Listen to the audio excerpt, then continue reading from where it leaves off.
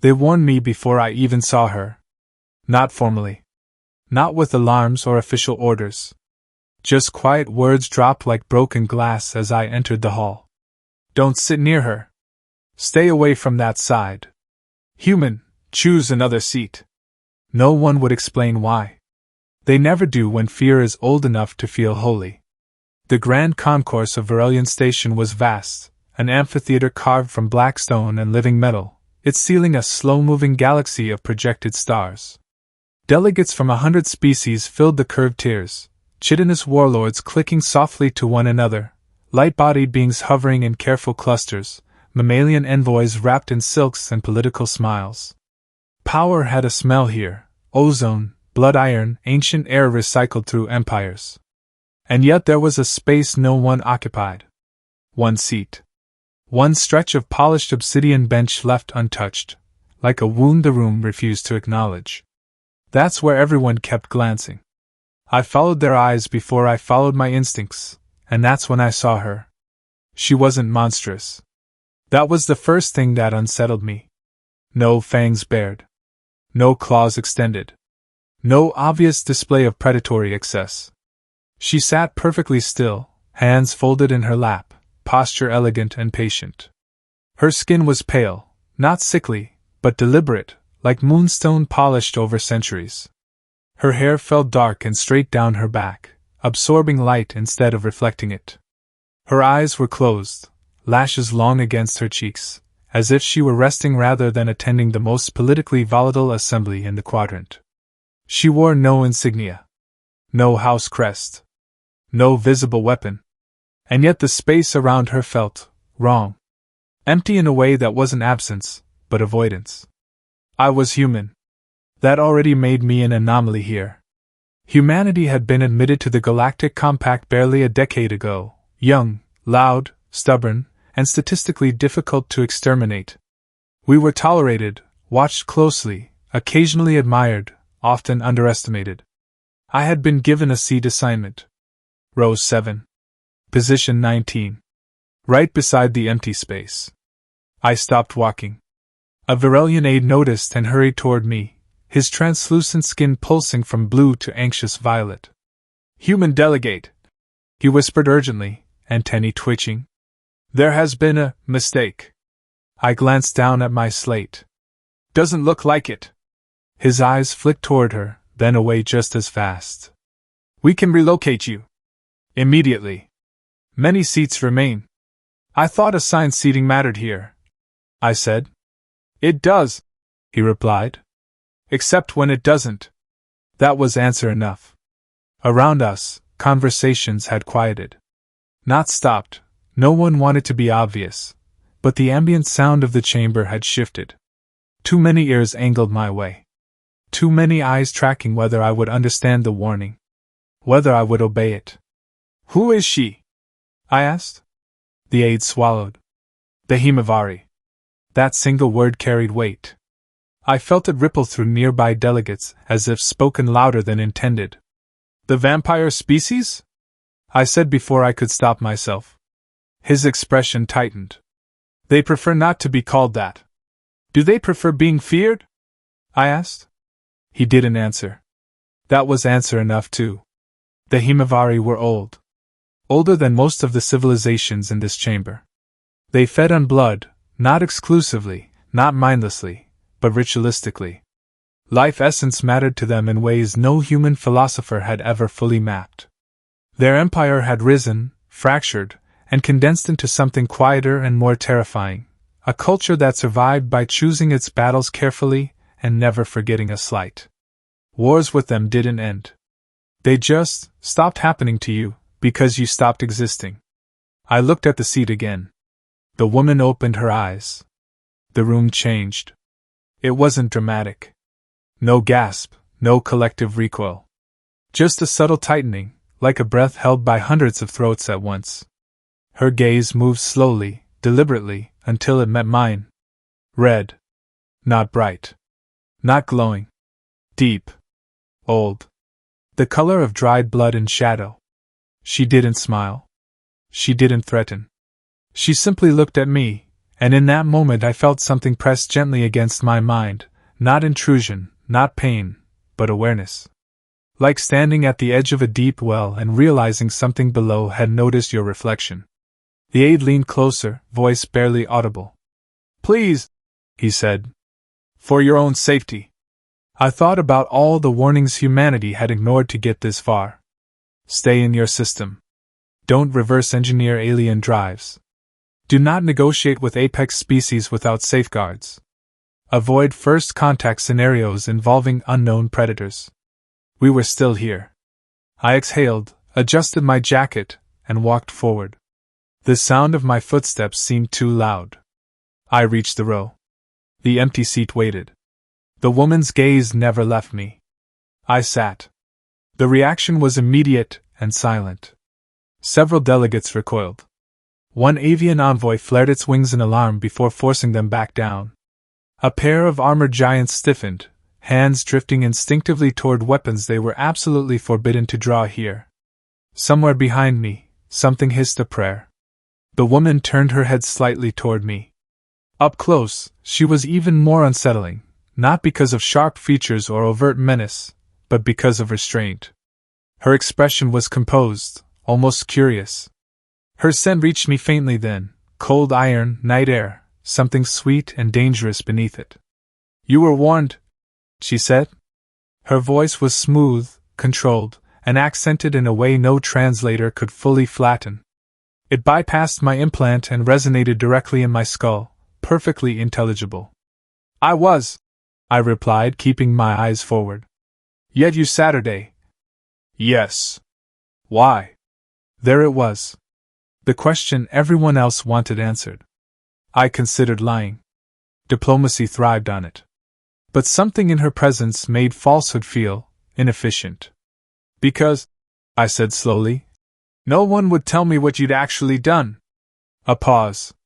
I felt that pressure again, attention narrowing, not sharply, but completely. "Does ignorance comfort you, human?" she asked. "No," I said. "But fear without reason bothers me." For the first time, something shifted in her expression. Not anger. Amusement. A corner of her mouth lifted just enough to be dangerous. "You are either very brave," she said, "or very foolish. Humanity's still debating that," I replied. This time, she did smile. It wasn't wide. It didn't reveal fangs. It didn't need to. Around us, the chamber slowly resumed its hum, though the tension never fully released. Everyone was listening now, whether they admitted it or not. They wanted to know why the Himavari woman hadn't reacted the way legends promised. Why the human was still alive. "My name," she said after a moment, "is Seralith of the Night Court." I turned my head slightly, meeting her gaze fully for the first time. "I'm Elias Ward." "Earth." "Earth," she repeated softly, as if tasting it. "The defiant world." "So I've heard." Her eyes studied me, not hungrily, not kindly, but intently. "Tell me, Elias Ward of Earth," she said, "do you know what happens to those who sit beside me without invitation?" I swallowed. "No," I admitted. She leaned back, folding her hands once more, gaze returning to the assembly floor. "Good," she said. Neither did the others. A chill ran through me, not of terror, but anticipation. Because she hadn't told me to move. And she hadn't told me to leave. She had let me stay. Somewhere deep in my instincts, something whispered that this moment, this seat, this choice, was the point where things stopped being safe and started being important. And for the first time since entering the chamber, I knew with absolute certainty. Everyone's fear wasn't about what she might do. It was about what she chose. The assembly began, but no one truly listened. The High Arbiter's voice echoed across the concourse, translated into 100 frequencies and sensory formats, outlining trade corridors, ceasefire renewals, resource allocations, words meant to shape the future. Normally, this was where alliances hardened or quietly died. Today, attention bent sideways. Toward us. I could feel it like heat on skin. Peripheral glances. Species pretending not to stare while cataloging every micro-movement between a human and a HFY noble. The fact that I was still breathing seemed to irritate some of them, terrify others. Seralith sat perfectly still beside me, gaze forward, listening with what appeared to be polite indifference. But I had the growing sense that she was aware of everything, every shift in posture, every heartbeat spike within several meters. "You are being watched," she said softly, without moving her lips. "I notice," I murmured. "Good. It would be unfortunate if you embarrassed yourself by relaxing." I almost laughed. Almost. A pair of delegates across the aisle, something reptilian and heavily augmented, were whispering too urgently for creatures who claimed to be fearless. My implant filtered fragments despite my attempts to ignore them. Insanity. HFY don't sit with prey. Unless what? I leaned back slightly, keeping my posture neutral. "You don't seem bothered." Seralith's eyes flicked toward me for a fraction of a second. "By their fear?" "Yes. Fear," she said, "is memory that refuses to die." That got my attention. She continued, voice still low, still private. "Long before your species discovered fire, the compact learned a lesson it prefers not to repeat. We were invited once. Welcomed. Seated among them as equals. And?" I asked. "And they forgot," she said calmly. "That hospitality is not the same as control." Her fingers tightened briefly where they rested, then relaxed again. The motion was small, but deliberate. "There was an incident," she went on. "A delegation insulted a Night Court envoy. Publicly. Politically. They believed themselves protected by protocol." I swallowed. "Protocol didn't help?" "No," she said. "It fed." The words settled between us like ash. I didn't press further. Some histories weren't meant to be excavated by humans with curiosity and no armor. Still, I understood now why the seat beside her had remained empty. It wasn't superstition. It was precedent. The Arbiter called for recognition of new member species. "Humanity," the voice intoned. That was my cue. I stood. The reaction was instant. Not applause, never applause, but attention sharpened to a blade's edge. Even Seralith turned her head slightly this time, watching me with open interest. I activated my slate, projecting Earth's insignia, a simple blue sphere wrapped in white orbital lines. No weapons. No animals. Just a world and the paths we'd learned to travel. "Honored delegates," I began, my voice steadier than I felt. "Humanity recognizes the Compact's authority and acknowledges the responsibility that comes with shared space. Standard opening. Safe. Expected. As a young species," I continued, "we've made mistakes. Some of you here have records of them. We learn quickly, sometimes the hard way, but we learn." A few subtle nods. Some skepticism. Nothing unusual. Then I made my mistake. Or my choice. "We also believe," I said, "that fear should be earned, not inherited." The chamber shifted. Not loudly. Not violently. But the way a predator's attention snaps into focus. I felt Seralith's gaze on me now, full and unhidden. "There are species among us," I went on, "whose histories are spoken of only in whispers. Whose names empty seats. Whose presence triggers avoidance rather than dialogue." I paused. "This does not make them monsters. It makes them powerful, and power deserves understanding, not silence." I sat. The chamber was quiet. Too quiet. The Arbiter hesitated before speaking again, a rare crack in its practiced neutrality. "The statement is noted." Beside me, Seralith was very still. "You speak dangerously for someone with so little lifespan," she said at last. "Occupational hazard," I replied. "Diplomacy's just argument with better lighting." A soft sound escaped her then, not laughter exactly, but something adjacent. A breath released through amusement. "You defended us," she said. Not a question. "I defended conversation," I said. If that overlaps, I'm okay with it. She studied me again, deeper this time. The pressure I'd felt earlier returned, stronger, but still controlled. Like standing beneath a night sky that could collapse into a storm if it chose to. Do you know, she asked quietly, what the Himawari do with those who speak for us without permission? I'm guessing it's not a thank you note, I said. Her lips curved faintly. Sometimes we listen. That sent a chill down my spine, far colder than fear. Because listening meant consideration. And consideration, from a species like hers, was never harmless. The session dragged on, but the dynamic had shifted.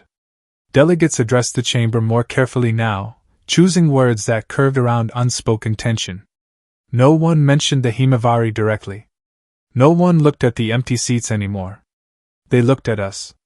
When the recess bell finally sounded, a harmonic vibration felt more than heard. The concourse loosened as if exhaling. Delegates rose, clustered, retreated. Several gave Saralith a wide berth. None approached. I gathered my slate, preparing to stand. Saralith didn't move. Remain, she said softly. I hesitated, then sat back down. This is the part, she continued, where fear decides what shape it will take. Meaning? She turned to face me fully now. Up close, her eyes were not cruel. They were discerning. As if weighing not my worth, but my trajectory. You have been noticed, she said. By them. By us. That sounds ominous. It is, she agreed. But not necessarily fatal. From across the chamber, a night court attendant, tall, pale, unmistakably Himawari, had appeared. He did not approach yet. He waited, watching Saralith for instruction. She inclined her head slightly. The attendant began walking toward us. My pulse quickened. Should I be concerned? Saralith considered the question, then answered honestly. Yes. She rose gracefully to her feet. But, she added, offering me her hand, you may as well stand properly when the consequences arrive. I looked at her hand. Around us, the chamber had gone quiet again. And somewhere in the collective memory of the compact, old fears were waking up, confused, irritated, and very aware that a human had stepped into a story they thought was already finished. I took her hand. That decision, small, almost polite, sent a ripple through the concourse sharper than any shouted threat. Touch was rare in compact spaces. Touch between species even rarer. Touch with a Himawari? Unthinkable. Her skin was cool, not cold. Firm. Real. Whatever legends said about them draining warmth or life at a glance, Saralith did neither. If anything, the contact steadied me, anchoring my racing thoughts. She led me down from the tier, past rows of delegates who suddenly found the floor, the ceiling, or distant diplomatic crises far more interesting than us. No one spoke. No one interfered. The night court attendant fell into step behind us. Two more appeared from the periphery, pale and silent, their presence felt more than seen. They moved like trained shadows, controlled, deliberate, impossible to surprise. We passed through an archway that sealed itself behind us with a sound like stone exhaling. The corridor beyond was dimmer, lit by veins of red biolight pulsing faintly in the walls. The air smelled different here, older, layered with iron and something floral, almost sweet. This area is restricted, I said, because apparently my mouth had not received the message that survival sometimes required silence. Yes, Saralith replied. That is the point. We stopped before a chamber door etched with sigils that made my implant stutter and briefly shut down. Whatever language they were written in, it was not meant to be translated. The attendants remained outside as the door opened. Inside, the room was circular, its walls smooth and dark, absorbing sound. A single table occupied the center, carved from what looked like obsidian but felt faintly warm as I brushed against it. No chairs faced one another directly, an intentional design, I suspected, meant to avoid confrontational symmetry. Saralith released my hand and moved to the far side of the table, her posture relaxing slightly, though her attention never wavered. This is a night court listening room, she said. No recordings. No observers. What is said here belongs only to memory. Yours or mine? I asked. She smiled thinly. That depends on how valuable it is. I sat. A soft hum vibrated through the table, then faded. Whatever systems existed here had acknowledged our presence and then disengaged. You embarrassed several senior delegates today, Saralith said calmly. Not my goal, I replied. But I won't apologize for it. I know, she said. That is why you are here. She studied me for a long moment, eyes searching, not my thoughts, I realized, but my reactions. Fear level. Aggression. Deception. Whatever metrics the Himavari used to measure intent. Humans, she said at last, are difficult to classify. We get that a lot. You behave like a prey species, she continued, yet repeatedly challenge apex entities without the biological right to survive doing so. Maybe we're bad at understanding the odds, I said. Or, she countered, you understand them very well, and act anyway. The distinction mattered to her. I could feel it. She leaned forward slightly. Tell me, Elias Ward. When you sat beside me, what did you expect would happen? I considered the question honestly. I expected to be ignored, or removed. Death did not cross your mind? It did, I said. But it crosses my mind in most negotiations. That earned me a quiet exhale, amusement again, or something close to it. You did not seek protection, she said. You did not attempt flattery. You did not invoke alliances. No, I agreed. Why? I met her gaze. Because I don't think fear gives anyone the right to be alone forever.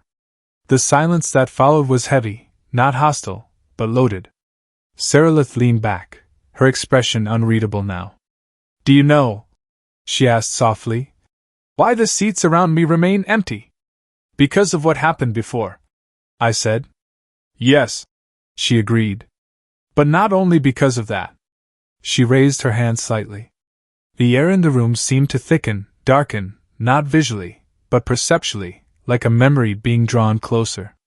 We do not drain at random, she said. We do not slaughter for pleasure. The Himavari feed on resonance, fear, defiance, reverence. Strong emotion binds the exchange. I stiffened but said nothing. When one sits beside me, she continued, their presence is tasted. Not physically. Existentially. So everyone avoids you, I said, because they're afraid of what you'll take. No, she corrected. They are afraid of what they will offer. That landed harder. Most beings cannot sit near us without revealing who they truly are, she said. Their guilt. Their hunger. Their lies. It is intimate. I swallowed. And me? Her eyes locked onto mine, sharp now. You were quiet, she said. Curious. Afraid, but not ruled by it. That good or bad? For you? She paused. Undetermined. She stood and walked slowly around the table, footsteps soundless. I resisted the urge to turn in my seat to track her. Predator or not, she'd notice. You have drawn attention, she said, now behind me. The compact fears us remembering our place. The night court fears forgetting it. She stopped at my side. And I, she said softly, must decide what you represent. I felt her presence close, too close. The air cooled. My heartbeat thudded loud in my ears, but I forced myself to remain still. If I am a threat, I said, you'll remove me. Yes. If I'm useful? Her fingers brushed the back of my wrist, light, precise. I felt a sudden awareness bloom there, like standing on a high ledge. Then, she said, you will be kept. I turned my head just enough to meet her eyes again. And if I'm neither? For the first time since we'd met, Saralith hesitated. Then, she said slowly, you will change something. She stepped away, returning to her side of the table. Tell me, human, she said. If the Himavari were invited back into the heart of the compact, truly, openly, would your species stand with us? That was the real question. Not about me. About humanity. About alignment. About whether sitting beside her had been instinct or intent. I drew a slow breath. I don't speak for all of Earth, I said carefully. But I know this: we don't back away from things just because they're dangerous. Sarilith watched me in silence, red eyes unreadable. Good, she said at last. Because the price of sitting close is never paid only once. The door behind me unsealed with a low, resonant tone. The recess was ending. And Elias Ward, she added as I stood, when you return to that chamber, do not move away from me. Wasn't planning on it, I said. Her smile then was sharp, satisfied. Excellent, she said. Let them see what fear looks like when it chooses to sit. When we returned to the concourse, the room knew. Not because of alarms or announcements, nothing so crude, but because every being there felt the shift. Conversations thinned. Postures adjusted. Attention bent toward us the way iron filings bend toward a magnet they pretend not to see. I walked beside Sarilith. Not half a step behind. Not deferential. Not escorted. Beside her. That alone rewrote 1,000 assumptions. The empty seats did not refill. If anything, the gap around us widened. Delegates recalculated distances with instinctive precision, as if proximity itself had become a measurable risk. The High Arbiter paused mid-sentence when it saw us return, its multifaceted eyes narrowing by a fraction too small to be polite. Sarilith reclaimed her seat. I reclaimed mine. The warning looks intensified, some angry now, others pleading. One envoy actually shook its head at me, slow and deliberate, like a parent watching a child walk toward a fire. I met its gaze and did not move. The session resumed, but the agenda was dead on arrival. Words passed through the chamber without landing. Everyone was waiting for something else. So was I. It came sooner than expected. The compact recognizes Sarilith of the Night Court, the Arbiter announced, voice carefully neutral. If she wishes to address the assembly. A murmur rippled outward, controlled, but unmistakable. Sarilith did not rise immediately. She glanced at me first. A silent question. I gave the smallest nod. She stood. The effect was immediate and visceral. Several delegates stiffened. One species dimmed its bioluminescence involuntarily. Ancient memory stirred in the room, the kind written into survival instincts rather than records. Sarilith did not raise her voice. She did not bare fangs. She simply spoke. For cycles uncounted, she said, the Himavari have been spoken about, never with. Our name has been used as warning, as leverage, as myth. Her gaze swept the chamber, unhurried and precise. You fear us not because we hunt, she continued, but because we remember. The pressure in the room increased, not psychic force, exactly, but presence. Attention sharpened until it hurt. We were invited here once, she said. We were seated among you. And when you tested the limits of courtesy, you learned them. No one interrupted. Not even the Arbiter. We withdrew, Sarilith went on. Not in shame, but in restraint. And in that absence, you grew comfortable turning us into a story that ended safely. Her eyes flicked briefly to me. Today, she said, a human sat where none of you would. A ripple, shock, irritation, something dangerously close to offense. He was warned, she said calmly. He was afraid. And yet he chose presence over distance. She paused, letting that sink in. Fear, Sarilith said, is not weakness. But obedience to it is. Silence. Then, the Night Court will re-enter compact deliberations, she said. Not as a myth. Not as a threat held in reserve. As a participant. The chamber erupted, not loudly, but chaotically. Overlapping objections. Data spikes. Emergency consultations whispered too fast for decorum. The Arbiter raised a limb, attempting to restore order. Serelith remained standing until the noise fractured itself. And, she added softly, we will not sit alone. Every eye turned to me. I felt it then, the full weight of the moment. Not danger. Responsibility. I stood. I did not give a speech. I did not grandstand. I sat down. I said simply, my voice carrying farther than it should have. Because I didn't think fear should decide who gets a voice. I looked around the chamber. If that makes humanity naive, I continued, we've survived worse labels. I sat. The arbiter took a long moment before speaking again. The statement is entered into record. The words sounded different now. Not dismissive. Cautious. Serelith sat beside me once more. You understand, she said quietly, that this will follow you. Yeah, I said. Most important things do. Her eyes lingered on me, searching, not weighing this time, but acknowledging. Many will hate you for this, she said. I'm human, I replied. It'd be weird if they didn't. That earned me a genuine smile. Not sharp. Not predatory. Real.